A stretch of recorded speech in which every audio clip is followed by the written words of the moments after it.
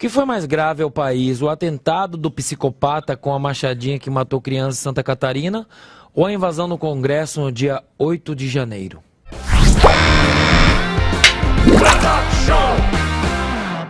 Agentes da Polícia Federal revelaram a canais de televisão que as imagens do Ministério da Justiça do dia 8 de janeiro foram apagadas. Eu li e falei bem pausadamente para vocês. A informação foi divulgada na terça-feira pela Record TV e pela CNN Brasil. É impressionante a novilíngua desses ditadores de esquerda que tomaram o país, né? Praticamente o que o Flávio Dino disse é que investigação atrapalha a investigação. As imagens da câmera atrapalham a investigação. Agora, o que deveria acontecer num país sério é o seguinte: se o cidadão está obstruindo a justiça e sonegando essa informação, não querendo mostrar as imagens, e pior do que isso, sumindo com as imagens deliberadamente, ou mesmo que fosse por negligência, isso deveria ser uma prova da sua culpa. Isso é uma prova da culpa daquilo que ele é acusado. E só isso já deveria fazer com que certas pessoas, que eu não posso falar o nome, estivessem no lugar dos civis inocentes que hoje são presos políticos, né? Agora, o Belucci falou muito bem, né? Os criminosos, arruaceiros que foram presos lá no show do Alok são chamados de estudantes, de menininhos, de coitadinhos. E os patriotas que estavam em manifestações pacíficas pelo Brasil inteiro são chamados de terroristas, de golpistas, do que você quiser. Também faz parte dessa mesma novilíngua, né? E para que serve essa deturpação do significado das coisas, essa deturpação semântica? Quando se deturpa o significado das coisas na linguagem, rapidamente se deturpa o significado das coisas no mundo concreto. Então se deturpa também a missão, a função de cada pessoa na sociedade. Qual que era a função de um militar na sociedade? A função do militar era proteger o povo contra inimigos externos e internos. Correto? O que aconteceu aqui no Brasil foi exatamente o contrário. O Adriles já citou muito bem ali muitas pessoas que estão envolvidas nesse ato de enganar o povo, de ludibriar o povo, de induzir o povo para depois prendê-lo. Mas tem um sujeito que eu queria citar aqui, que é um general que não merecia essa patente, o general Gustavo Menezes, Gustavo Dutra Menezes, que era o comandante militar do Planalto na ocasião, não sei se ele ainda é. E ele falou, pois é, olha só, o povo achou que nós estávamos ali para protegê-los, e aí nós nos aproveitamos disso para prender mais de 1000 pessoas.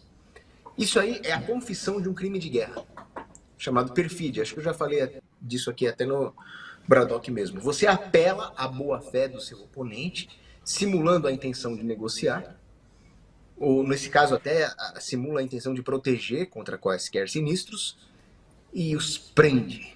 Isso é uma coisa condenada de se fazer, mesmo se for um exército contra o outro.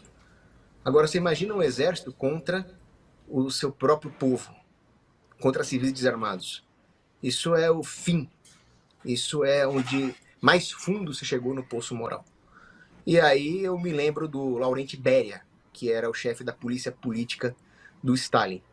Ele falou, quando se tem contato com manipuladores psicopatas, rapidamente se alteram as lealdades. Em vez de defender a sua própria família, você defende a ideologia desse manipulador psicopata.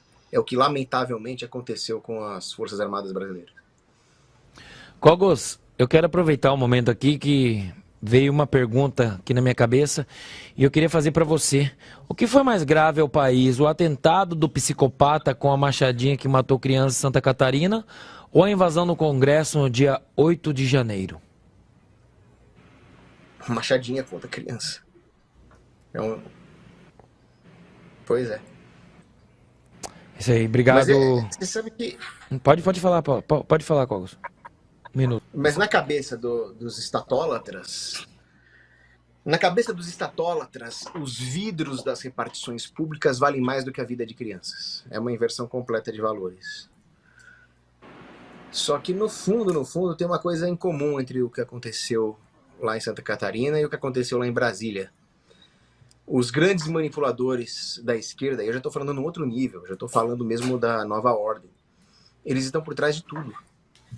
eles estão por trás também desses atentados que aconteceram contra crianças, porque eles têm como objetivo tentar deslegitimar os CACs e o armamento. Agora, eu quero mandar um recado, porque tem muita gente aqui que veio pelo meu canal, Ocidente em Fúria. E o pessoal está me acusando de ter traído os ideais da liberdade por uma questão meramente terminológica, mas eu vou falar para vocês. Tem um sujeito chamado Peter Turguniev, que é um falso libertário, que preferiu defender os vidros das repartições a defender a dignidade dos patriotas que são presos políticos. E ele também defendeu um atentado terrorista da Ucrânia contra crianças russas. Então, certamente, ele também não tem nenhum apreço pela vida das crianças. Esses aí vocês acham que é libertário. E tem gente me acusando de não ser libertário só por uma questão terminológica.